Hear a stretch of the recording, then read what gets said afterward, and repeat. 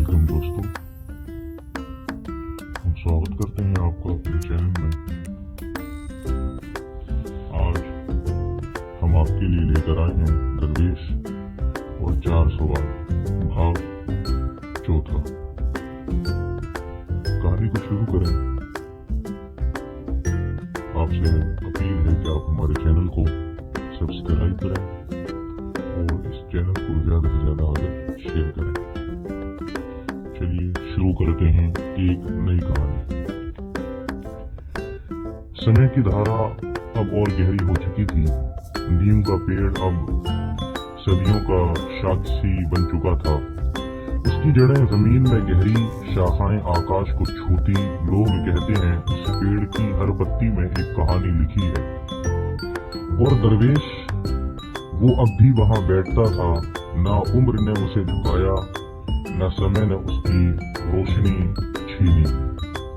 उसकी आंखें अब भी वैसे ही थीं जैसे 2 तारे जो अंधेरे में भी राह दिखाते हैं। लोग अब उस घाटी को दरवेश की घाटी कहने लगे थे। 3 भागों की कहानी अब लोक गीत बन चुकी थी। 12 सवाल, 12 दिए, 12 जीवन। पर सवाल कभी खत्म नहीं होते। एक ठंडी सुबह थी। कोहरा पहाड़ों पर लिपटा था और हवा में चुप्पी की मिठास। 4 नए यात्री उस घाटी में आए। 4 अलग दुनिया से, 4 अलग दर्द लेकर। और उन चारों में एक बच्चा था, एक व्यापारी की विधवा और एक चित्रकार और एक राजा का सिपाही। हर एक के दिल में एक सवाल था जो ना पुराना था ना नया, पर जीवन की सच्चाई से जन्मा।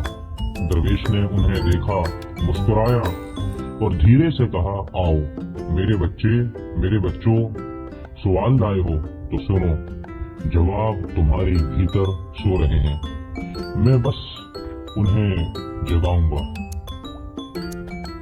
पहला यात्री एक बच्चा था, 10 साल का, आंखें बड़ी बड़ी, पर चेहरे पर एक सवाल। वो शहर से आया था जहां उसने स्कूल में झूठ, धोखा और डर देखा था। वो दरवेश के सामने बैठा, अपने छोटे हाथों में एक टूटा हुआ खिलौना लिए और बोला, दादाजी, मैंने सुना है आपने एक माँ को प्यार का दर्द सिखाया था। मैं अभी छोटा हूँ पर मुझे डर लगता है। मेरे दोस्त झूठ बोलते हैं, टीचर डांटते हैं और मैं सोचता हूँ क्या मैं बड़ा होकर भी ऐसा ही बन जाऊंगा। मासूमियत कैसे बचाई जाए? दरवेश ने बच्चे की आंखों में देखा, फिर पास के एक फूलों की कली को तोड़ा और उसे बच्चे के हाथ में दे दिया। दरवेश ने कहा, देखो बेटा, ये कली मासूमियत की तरह है। अभी बंद है, सुंदर है, पर अगर इसे जबरदस्ती खोलोगे तो ये टूट जाएगी। मासूमियत कोई चीज नहीं जो बचाई जाए, ये एक एहसास है जो भीतर से आता है। वो आगे बोला, अपनी आवाज को बच्चे की समझ में लाते हुए, तू मासूम है क्योंकि तेरा दिल साफ है। दुनिया तुझे बदलना चाहेगी, झूठ सिखाएगी, डर दिखाएगी, पर तू याद रख, मासूमियत तब तक रहती है जब तक तू सवाल पूछता है, जब तक तू प्यार करता है, जब तक तू गलती करने से नहीं डरता। बड़ा होना मतलब चालाक बनना नहीं, बल्कि दिल को बच्चा रखना है। जैसे ये कली फूल बनेगी वैसे ही तू बड़ा होगा, पर भीतर से मासूम रहेगा। बच्चे ने पूछा, पर अगर कोई मुझे चोट पहुंचाए? दरवेश ने मुस्कुराते हुए कहा, तो तू उसे माफ कर दे। मासूमियत का मतलब कमजोर होना नहीं, बल्कि दिल को साफ रखना है। तू हर दिन खुद से कहे, मैं अच्छा रहूंगा, मैं अच्छा रहूंगा, मैं अच्छा रहूंगा, क्योंकि मैं अच्छा हूँ। और खेलता हंसता रहूंगा, यही मेरी मासूमियत है। बच्चे की आंखें चमक उठी। उसने कहा, अब मैं डरता नहीं, मैं मासूम रहूंगा। जैसे फूल दरवेश ने उसके सिर पर हाथ फेरा, यही जीवन की पहली सीढ़ी है। अब जाओ और दुनिया को अपनी मासूमियत से रंग दो। बच्चा उठा, उसने टूटा खिलौना जमीन पर रख दिया और कली को अपने पास रख दिया। वो अब डर से नहीं, मासूमियत से जिएगा। दूसरी यात्रा एक विधवा थी, व्यापारी की पत्नी, जिसने सब कुछ खो दिया था। उसके चेहरे पर शौक था, पर आंखों में एक सवाल। वो दरवेश के सामने बैठी, अपने खाली हाथ दिखाते हुए बोली, मैंने सुना है आपने एक कवि को शब्दों की ताकत सिखाई थी। मेरा पति मर गया, उसका व्यापार डूब गया, बच्चे दूर हैं, मैंने सब कुछ खो दिया। अब जीने की कोई वजह नहीं, नुकसान से कैसे उबरा जाए। दरवेश ने कुछ देर चुप रहकर उसकी ओर देखा, फिर उसने पास की मिट्टी उठाई और उसमें एक छोटा सा गड्ढा बनाया। उसमें पानी डाला और फिर एक पत्थर फेंक दिया। पानी उछला पर फिर शांत हो गया। दरवेश ने कहा, देखो बेटी, ये पानी तेरे दिल की तरह है। नुकसान पत्थर है जो लहरें पैदा करता है, पर पानी फिर शांत हो जाता है। नुकसान से उभरना मतलब लहरों को पकड़कर नहीं बैठना, बल्कि उन्हें बहने देना है। वो आगे बोला, अपनी आवाज में करुणा भरते हुए, तूने खोया है पर तू अभी है। तेरा पति चला गया पर उसका प्यार तेरे भीतर है। व्यापार डूबा पर तेरी हिम्मत अभी बाकी है। नुकसान जीवन का हिस्सा है, जैसे सूरज डूबता है पर सुबह फिर आता है। उबरने का रास्ता है, छोटी छोटी चीजों में खुशी ढूंढो, दूसरों की मदद करो और खुद को नया मौका दो। तू विधवा नहीं, एक नई शुरुआत है। बेचारी विधवा ने पूछा, पर दर्द कैसे भूलूं? दरवेश ने कहा, भूलना नहीं, उससे सीखना है। दर्द तुझे सिखाता है कि जीवन अनमोल है। अब तू दूसरों के लिए जी, जो तुझसे कमजोर हैं, यही नुकसान का जवाब है। विधवा बेचारी रो पड़ी, पर अब उसके आंसू में रहता थी। उसके आंसू में राहत थी। उसने कहा, आपने मुझे नया जीवन दिया। अब मैं नुकसान से नहीं, नई शुरुआत से जीऊंगी। दरवेश ने कहा, यही जीवन की दूसरी सीढ़ी है।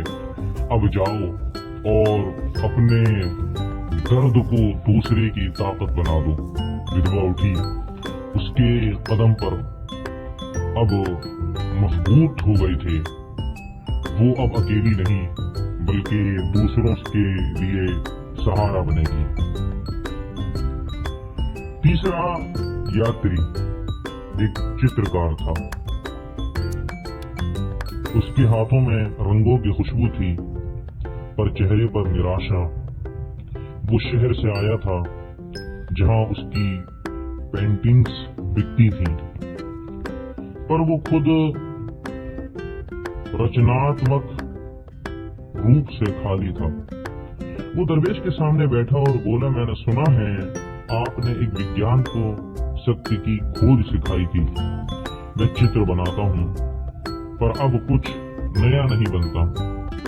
मेरी प्रेरणा खत्म हो गई। सर्जना की प्रेरणा कहाँ से आती है? दरवेश ने मुस्कुराकर पास के एक पत्थर को उठाया और उसे चित्रकार के हाथ में दे दिया। दरवेश ने कहा, देखो बेटा, ये पत्थर सादा है, पर अगर तू इसमें एक चित्र देखे तो ये सुंदर बन जाएगा। सर्जन बाहर से नहीं, भीतर से आता है। तू प्रेरणा ढूंढता है, पर वो तुझे ढूंढ रही है। वो आगे बोला, अपनी बात को रंगों में भरते हुए तू चित्र बनाता है, पर क्या तू जीवन देखता है? प्रेरणा तब आती है जब तू चुप होकर सुनता है। हवा की सरसराहट, पक्षियों की चहचहाट, किसी के दर्द की चुप्पी। सर्जन कोई कम नहीं, कोई काम नहीं, एक प्रार्थना है। जब तू बिना अपेक्षा के बनाता है तो प्रेरणा खुद आती है। तू रंगों को नहीं, जीवन को रंगे। चित्रकार ने पूछा, पर जब मन खाली हो, दरवेश ने कहा, तब प्रकृति में घूम। एक पत्ता दे, एक बादल दे, प्रेरणा वहां है। और याद रख, सर्जन का मतलब परफेक्शन नहीं, सच्चाई है। चित्रकार की आंखें चमक उठी। उसने कहा, आपने मेरी कैनवास को नया रंग दिया। अब मैं प्रेरणा की तलाश नहीं, उसे जीऊंगा। दरवेश ने कहा, यही सर्जन की तीसरी सीढ़ी है। अब जाओ और दुनिया को अपने रंगों से सजाओ। चित्रकार उठा, उसने पत्थर को अपने पास रख लिया। वो अब रंगों में नहीं, जीवन में प्रेरणा ढूंढेगा। चौथे यात्री, एक सिपाही था, राजा का, जिसने युद्धों में वफादारी निभाई थी। उसके चेहरे पर भाव थे, पर दिल में एक सवाल। वो दरवेश के सामने बैठा और बोला, मैंने सुना है आपने एक साधु को अकेलापन सिखाया था। मैंने राजा के लिए युद्ध लड़े, उसकी वफादारी निभाई, पर अब वो मुझे भूल गया। मैंने सब कुछ दिया पर कुछ नहीं पाया। वफादारी का मतलब क्या है? दरवेश ने कुछ देर चुप रहकर सिपाही की तलवार की ओर देखा। फिर उसने एक छोटा सा पौधा उखाड़ा और उसे फिर से जमीन में रोपा। देखो बेटा, उसने कहा, ये पौधा वफादारी की तरह है। अगर तू उसे उखाड़ कर फेंक देगा तो ये मर जाएगा, पर अगर तू उसे पानी देगा तो ये बढ़ेगा। वफादारी किसी और के लिए नहीं, खुद के लिए होती है। वो आगे बोला अपनी आवाज में दृढ़ता भरते हुए, तूने राजा की वफादारी निभाई, पर क्या तूने अपने दिल की निभाई? वफादारी का मतलब अंधा अनुकरणा नहीं, सच्चाई के साथ खड़ा होना है। अगर राजा गलत है तो सच्चाई की वफादारी निभा। वफादारी तब सच्ची होती है जब वह तेरे मूल्यों से जुड़ी हो। तू सिपाही है, पर पहले इंसान है। सिपाही ने पूछा, पर अगर वफादारी का फल ना मिले? दरवेश ने कहा, वफादारी का फल बाहर नहीं, भीतर मिलता है। जब तू सच्चाई के साथ खड़ा होता है तो तेरा दिल शांत रहता है। वफादारी कोई सौदा नहीं, एक धर्म है। सिपाही ने सर झुकाया। उसने कहा, आपने मेरी वफादारी को नया मतलब दिया। अब मैं राजा की नहीं, सच्चाई की वफादारी निभाऊंगा। दरवेश ने कहा, यही वफादारी की चौथी सीढ़ी है। अब जाओ और सच्चाई का सिपाही बनो। सिपाही उठा, उसकी तलवार अब भारी नहीं लग रही थी। वह वफादारी को नया अर्थ देगा। तुम दरवेश का अंतिम संदेश और अनंत सुन। अनंत यात्रा, सूरज ढल चुका था। नीम के पेड़ की छांव में चारों यात्री चुप थे। सन्नाटा छा गया और उनके दिलों में नई आग थी। दरवेश ने आग जलाई और बोला, तुम चारों आए, तुमने चार और सवाल जोड़े, मासूमियत, नुकसान, सर्जन और वफादारी। ये चार और दिए हैं, पहले के 12 के साथ ये 16 बनते हैं, जैसे जीवन के 16 दाग। याद रखो, सवाल जीवन है और जवाब प्रेम। जब दिल साफ हो तो ईश्वर खुद बोलता है।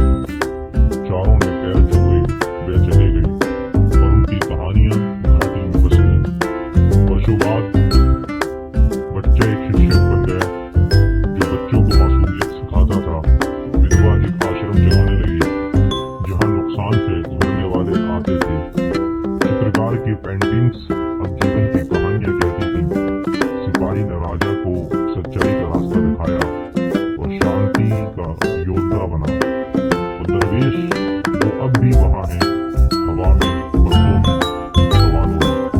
जब कोई सवाल करता है उसकी आवाज गूंजती है, सवाल मत करो, जवाब मत पकड़ो। जीवन एक यात्रा है और हर कदम में एक दरवेश। तो ये थी आज की कहानी। हम जल्द ही 4 सवाल और दरवेश का भाग 5वां भी लेकर आएंगे। आपसे एक और गुजारिश है कि आप हमारे चैनल को ज़्यादा से ज़्यादा सब्सक्राइब करें और आगे इसको शेयर करें।